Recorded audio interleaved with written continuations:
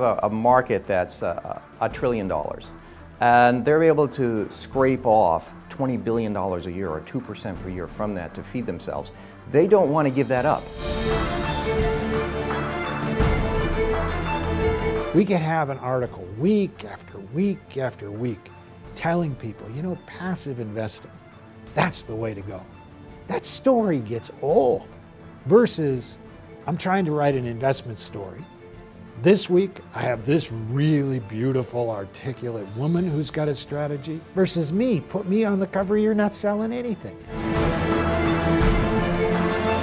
The investment industry makes significant profits by selling retail funds. All told, an active fund could be charging anything up to 3.5–4%. To actually make money by running passive funds, you've got to have you've got to have a massive fund with big circulation, and they just haven't got the time or the inclination to do it. Active funds make the fund managers, the fund management company rich. They don't make us rich, but they make them rich. Therefore, of course, they want to promote them. Occasionally in the tube stations, you'll see one of those big posters with, you know, Stellar Growth Fund, make your money reach the skies. And genuinely, I laugh. You know, I look at these and I think, yeah, right. People, for whatever reason, exhibit this persistent behavioral characteristic.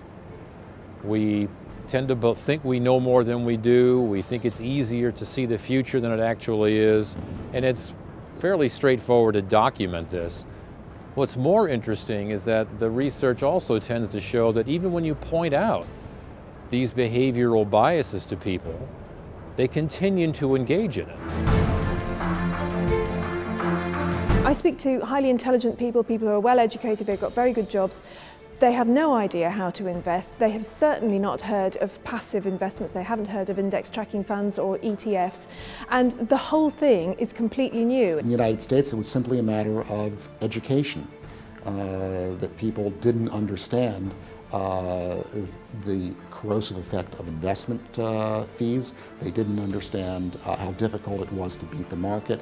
And most importantly, that they didn't understand that the guy who had the best returns last year or the last decade is not necessarily the guy who's going to have them going forward. I think that Americans are very slowly beginning to understand that. For passive investing to take off within the UK, I think first and foremost there has to be greater awareness of just the basic maths of passive investing, a greater awareness of how fees actually affect portfolio performance.